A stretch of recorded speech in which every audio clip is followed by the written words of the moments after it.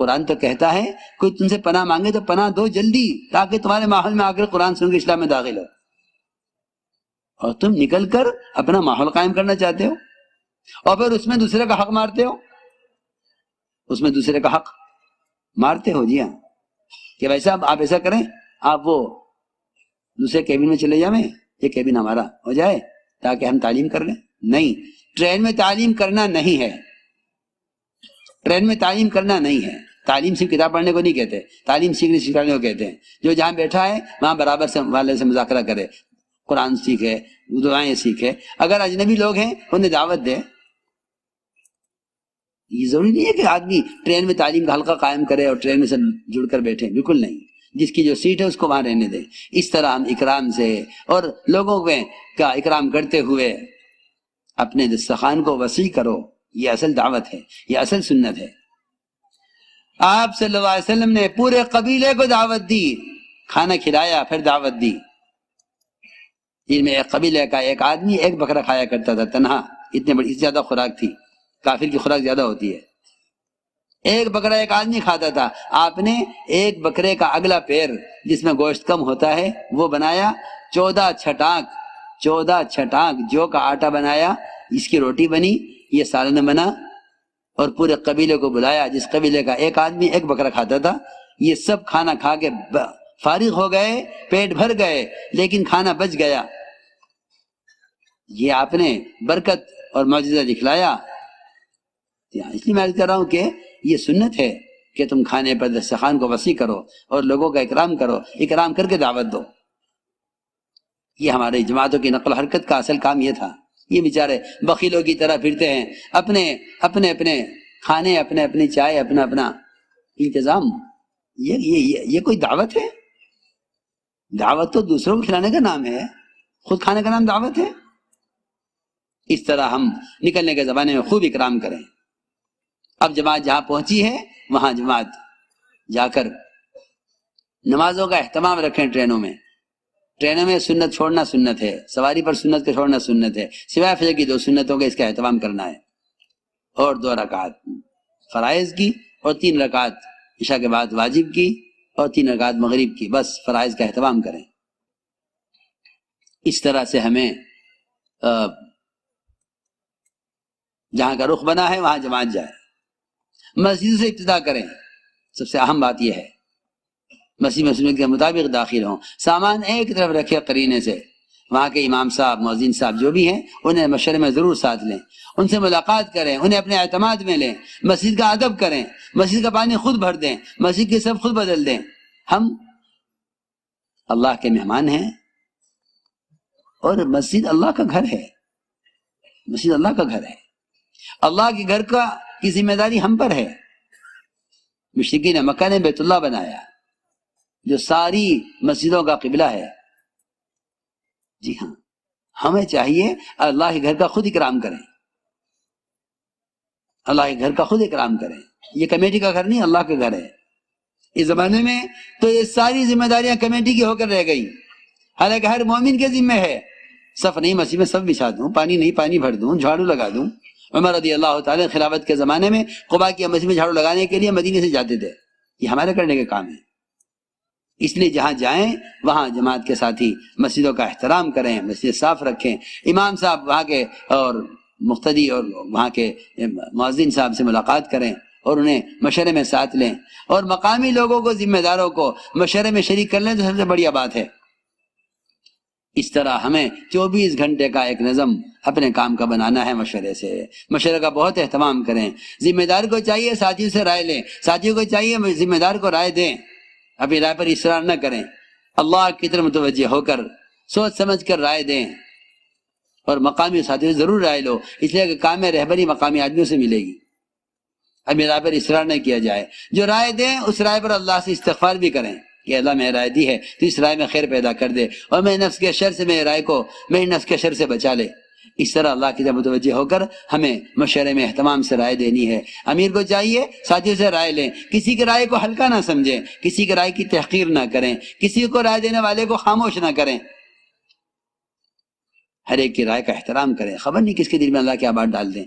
اس لیے ہمیں چاہیے کہ سب سے رائے لے کر اور مقامی ساتھیوں کے ساتھ لے کر اپنے 24 گھنٹے کا اعمال کا نظام بنائیں. امام صاحب سے پوچھیں زیادہ مقتدی کس نماز میں آتے ہیں؟ اس نماز میں ہم جماعت آ کر تعارف کرائے، بتلائے کہ ہمارا آنے کا کیا مقصد ہے، بجائے کہنے کہ ہم کہاں سے آئے، یہ بتائیں ہم کیوں آئے، ہم کیوں آئے، کیا مقصد ہے، اور تعارف کراؤ اور بتلاؤ کہ اس کام کا کیا مقصد ہے. اللہ کے بندوں کو اللہ سے جوڑنا، اللہ کے بندوں کو اللہ کے فرائض پر لانا، یہ ہماری ذمہ داری ہے. اس طرح تعارف کرا کر مقامی لوگوں کو اپنے ساتھ لے کر پھر گشت کی ترتیب بنائیں، اور گھر کے ہر فرد سے ہر گھر پر ملاقات ہو، ہر گلی میں ملاقات ہو. اس طرح مسجد سے باہر محنت کا ماحول قائم کریں. ہمارے کام عمومی گشت ریڑھ کی ہڈی کی طرح ہے، اس پر سارا کام اس گشت پر موقوف ہے. حضرت فرماتے تھے اگر گشت قبول ہو گیا، اگر گشت قبول ہو گیا تو دعائیں قبول ہوں گی، گشت قبول ہو گیا تو دعائیں قبول ہوں گی. گشت کی قبولیت کے لیے ہے کہ ہم، جس طرح میں نے شروع میں عرض کر دیا کہ ہماری محنت اثر مسجد کے ماحول میں لانے کے لیے ہے. اس طرح محلے کا ہر فرد کو دعوت دیں اور مسجد کے ماحول میں لا کر، اپنے ماحول میں لا کر بات سمجھائیں، بٹھا کر اکرام بھی کریں، دین کی بات محبت پیار سے سمجھائیں، اور ان کو اللہ کے راستے میں نکلنے کے لیے آمادہ کریں. جو تیار ہو جائیں ان کے نام لکھیں، پھر ان کو جا کر گھروں سے وصول کریں. وصولیابی سب سے اہم کام ہے. وصولی گشت اگر نہیں ہے تو لوگ ہماری بات سن کر گزر جائیں گے. ہمیں لوگوں کو پیار محبت سے سمیٹ کر اور جمع کر کے جماعت بندی کر کے اللہ کے راستے میں نکالنے کا اہتمام کرنا ہے. ہر جگہ ہم جائیں گے وہاں ہمیں مقام پر علماء بھی ملیں گے، اور دوسرے اعتبار سے، دنیاوی اعتبار سے مالدار قسم کے لوگ، ان کی بھی سے ملاقات کریں. ان کے مال کو برا نہ کہیں، بلکہ کہیں اللہ نے آپ کو عزت دی ہے، آپ اگر جماعت کے پاس آ کر کچھ فرما دیں گے تو آپ کی بات لوگ لیں گے، اس لیے کہ اللہ نے آپ کو عزت دی ہے. بڑوں کی بات بڑی ہوتی ہے. اس طرح انہیں بھی اس بہانے سے اپنے ساتھ جوڑ لو. علماء کی خدمت میں حاضری دو، ان سے نصیحت کی درخواست کرو، اور یہ ضرور کہو کہ آپ جس وقت بھی سہولت ہو مسجد میں تشریف لا کر جماعت کچھ نصیحت فرما دیں. ہم علماء کے علم اور ان کی نصیحت سے مستغنی نہیں ہیں. یہ مت سمجھنا کسی کو بولنا آ جاتا ہو تو اس سے ضرورت نہیں ہے. نہیں، ہمیں ہر قدم پر علماء کی تائید، علماء کی نصیحت، علماء کی وعظ اور ان کے علم کی ہر قدم پر ضرورت ہے. اس طرح علماء سے ملاقات کر کے ان سے مسجد میں اپنی جماعت سے نصیحت کے طلب کرنے کی درخواست کرو، جماعت کے لیے نصیحت طلب کرنے کی درخواست کرو. وہ آنے سے عذر کریں تو ان سے پوچھ لیں کہ اگر آپ مناسب سمجھتے ہیں تو جماعت خدمت کے لیے اور زیارت کے لیے گھر پر آ جائے. اگر وہ کہتے ہیں کہ نہیں مسجد آ جاؤں گا تو پھر اور اصرار نہ کیا جائے، کیونکہ علماء خود دین کی خدمت میں، تعلیم اور تعلم میں مشغول ہیں. اس طرح ہمیں ہر جگہ خصوصی ملاقاتیں بھی کرنی ہیں. اور اسی طرح میرے دوستوں، میں عرض کر چکا تعلیم کے ساتھ تعلیمی گشت، کہ مسجد میں تعلیم کا عمل ہو اور باہر ملاقاتوں کے ذریعے.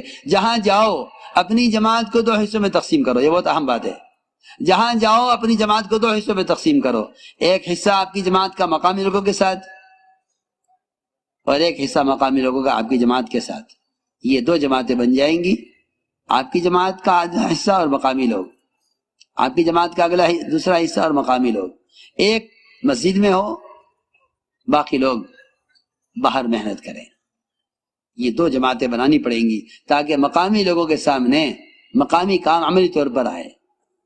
مقام کے لوگوں کو ساتھ لے کر، انہیں ساتھ لے کر گشت کرنا، انہیں ساتھ لے کر مسجد کی آبادی کا عمل کرنا. انہیں یہ نہیں کہ یہ تو جماعت کام کرے گی، نہیں، جماعت تو کام لینے کے لیے ہے، اور کام جب لیا جاتا ہے جب نئے لوگوں کو ساتھ لے کر کام کیا جائے. یہ کام لینا ہی کام سکھلانا ہے. کام کے مذاکرے مت کیجو، بیان نہ کیجو کام کے. یہاں تو بات سمجھائی جا رہی ہے، وہاں کرنے کا میدان ہے، یہاں سمجھنے کی بات ہے. ایسا نہ ہو کہ تم جا کر مسجدوں میں لوگوں کو جمع کر کے مذاکرے کرو مسجد کی آبادی کے. نہیں، مذاکرے سے بات سمجھ میں نہیں آئے گی، بات عمل سے سمجھ میں آئے گی. اس لیے جہاں جاؤ وہاں کے مقامی لوگوں کو ساتھ لے لو، اور پھر اپنے ساتھی ان کے ساتھ جوڑ کر ملاقاتیں کراؤ. ان کے 2 ساتھی آپ کے ساتھ آج مسجد میں ہوں، کل باہر کی محنت میں ہوں، تاکہ انہیں معلوم ہو کہ مسجد میں آنے والوں کا کیسے استقبال ہو، کیسے سمجھایا جائے. اس طرح ہر جگہ مقامی لوگوں کو ساتھ لے کر مسجد کی آبادی کا عملی طور پر کر کے دکھلانا ہے. ہر جگہ سے نقد جماعتیں 4 مہینے کی بعد جم کر ہر جگہ رکھو. یہ مت سمجھنا کہ جگہ نہیں ہے، قلوب اللہ کے ہاتھ میں ہے. ہمیں ان کے دلوں کو اس کام کی طرف راتوں کی دعاؤں سے اور دن کی محنت سے اس طرف پھیرنا ہے. یہ شیطان یہ کہے گا نہیں 3 دن کی بات کر لو بس. ہاں، یہ شیطان کا مشورہ ہوگا. یہ آج کل لوگ سمجھتے ہیں کہ یہ حکمت کی بات ہے کہ بھئی تم 3 دن کی بات کرو بس، زیادہ بات نہ، زیادہ لمبی تشکیل نہ کرو. یہ شیطان کا دھوکہ ہے. ورنہ صحابہ کی سیرت میں حضور اکرم صلی اللہ علیہ وسلم کی خود اپنی سنت میں یہ بات ہے کہ آپ نے نئے سے نئے آدمی کی تشکیل آخری تشکیل کی ہے۔ واصل بن اسقاء کو آپ نے یہ کہا تھا ہمارے ساتھ مستقل رہنا چاہتے ہو یا اسلام قبول کے گھر جانا چاہتے ہو؟ یہ ہجرت کی 2 قسمیں ہیں، 2 سطحیں کام کی۔ ایک نئے آدمی کو پورے وقت کے لیے تیار کرنا بھی حدیث میں ہے۔ اس لیے میں نے عرض کیا کہ آپ ہر جہاں جائیں، مولانا صاحب والے نے جماعت بھیجی تھی کراچی، اس زمانے میں جب کام پوری طرح کام تعارف پر بھی نہیں تھا، اور فرمایا تھا جماعت سے کہ 4 مہینے سے کم کی بات مت کرنا۔ یعنی یہ گھبرا جائے گا، یہ چھوڑ دے گا، یہ انکار کر دے گا، یہ سب وہم ہے، وہم ساتھیوں کے، یہ وہم ہے۔ نہیں، تم اس کو بتاؤ کہ ہمارا کام کیا ہے، ہم کس لیے بھیجے گئے تھے، اس امت کی افضلیت کس میں ہے، صحابہ نے کیا قربانیاں دی ہیں، ہمارے محلے میں اتنے بے نمازی ہیں، ان سب کا نماز پر لانے کے لیے کس محنت کی ضرورت ہے؟ کسی مقصد پر اٹھاؤ، صرف دین سیکھنے کے لیے تحریک نہیں ہے، صرف دین سیکھنے کے لیے تیار کرنا نہیں ہے، امت کے لیے تیار کرنا ہے۔ آدمی سوچے گا مجھے نماز آتی ہے، کیوں آپ مجھے نکال رہے ہیں؟ تم اگر دین سیکھنے کی تشکیل کرو گے تو اس کا نکلنا وقتی طور پر ہوگا۔ اگر اس کی ذمہ داری بتاؤ، دعوت اللہ، اس کی ذمہ داری، صحابہ کی نقل حرکت، یہ سمجھاؤ، یہ سمجھے گا میرا کام ہے۔ آدمی تجارت کو اپنا کام سمجھتا ہے، اس کام کو اپنا کام سمجھے گا تو استقامت ہوگی۔ اس طرح 4 مہینے کی بات جم کر رکھو، 4 مہینے لگائے ہوئے ساتھیوں کو کھلے خرچ کے ساتھ باہر کے ملکوں کے لیے تیار کرو، ہر جگہ جماعت بناؤ، جماعت بن جائے تو ان کی جماعت بندی کر کے وہاں کے ذمہ داروں کے حوالے کرو، اس کا تفقد کریں اور ان کے احوال نظام الدین لکھ کر ان کے لیے ملکوں کے واسطے رخ لیں نظام الدین سے۔ یہ ہر جگہ جماعت جہاں جائے وہاں کے مقامی لوگوں پر محنت کرے اور جماعتیں بنا کر ہر جگہ اللہ کے راستے میں نکالیں۔ اس طرح انشاءاللہ ہمیں ہر جگہ جا کر محنت کرنی ہے۔